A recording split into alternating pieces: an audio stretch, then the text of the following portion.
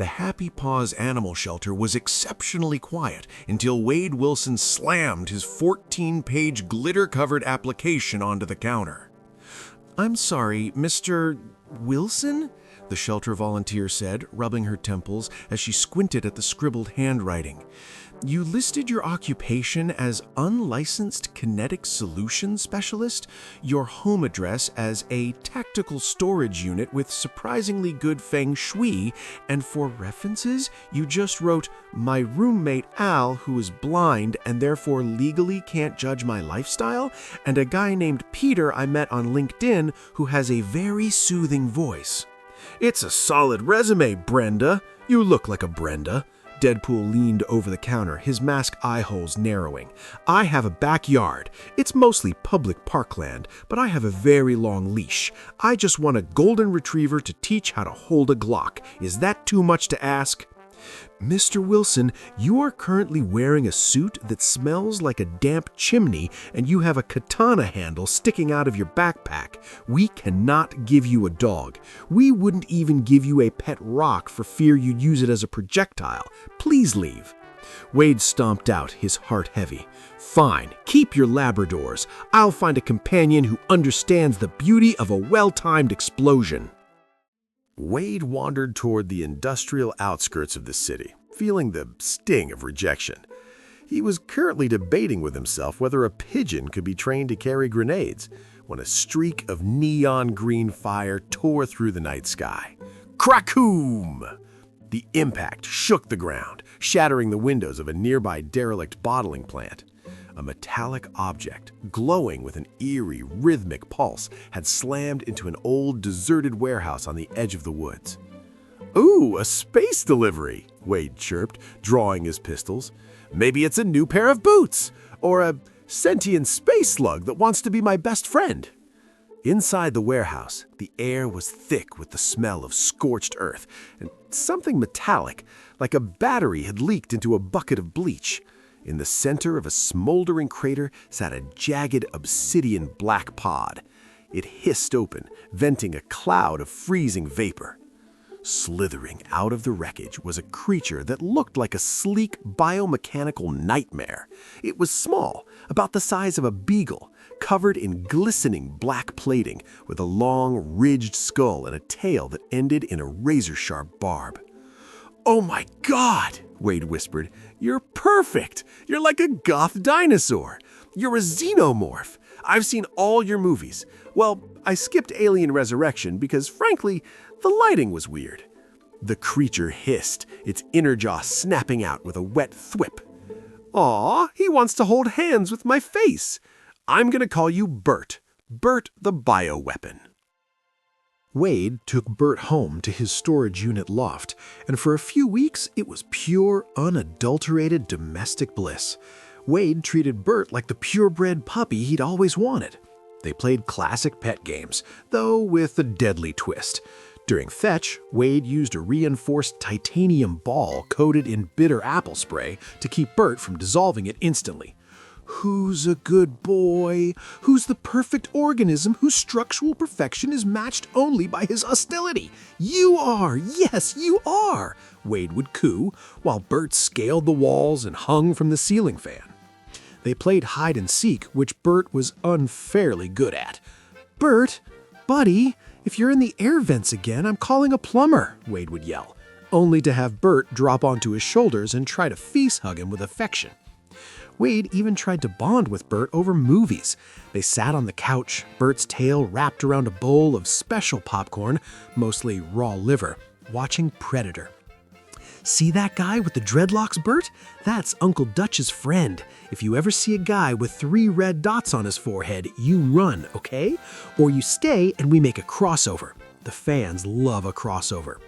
Wade even made Burt a tiny, custom-fit Predator mask out of cardboard and silver spray paint. Burt wore it for exactly 3 seconds before melting it with a sneeze, but the photo Wade took was priceless. But Burt grew at an exponential rate. Within a month, he was no longer a beagle-sized nightmare. He was a 7-foot alpha drone who had started building a nest in the laundry room using stolen drywall and a very confused UPS driver's uniform. "Wade," Blind Al said, poking a sticky, resin-covered wall with her cane, "either you've developed a very specific hobby involving industrial glue, or that space demon is out of control. The neighbor's cat has been missing for 3 days, and I'm pretty sure the fridge is now a birthing chamber." Wade looked at Burt, who was currently dripping acid on the live, laugh, love rug. He knew she was right. Under the cover of a moonless night, Wade drove his van into the deep blackwood forest. He led Burt into a clearing, clutching a singed rubber chicken, Burt's favorite toy. "This is it, Burt. The great outdoors," said Wade, his voice cracking. "Look at all these trees. So much room for activities. You can hunt bears, or start a hive, or just be yourself." Burt tilted his head, his eyeless face looking at Wade with what felt like genuine confusion. He let out a low, mournful hiss. "Don't look at me like that. You're a killer, Burt. You're meant for more than eating my cereal and melting the Xbox. Now go. Get out of here. I don't want you anymore. Can't you see? I hate you." He threw the rubber chicken deep into the woods. Burt chased after it, and Wade sprinted back to the van, tears and a little bit of acid-burned skin streaming down his face. As he drove away, he saw Burt's silhouette standing on a ridge, the rubber chicken in his mouth, watching the headlights fade. Game over, man. Game over. 2 months passed. Wade tried to fill the void with hobbies like competitive knitting and yelling at birds, but it wasn't the same. Then, the news reports started popping up.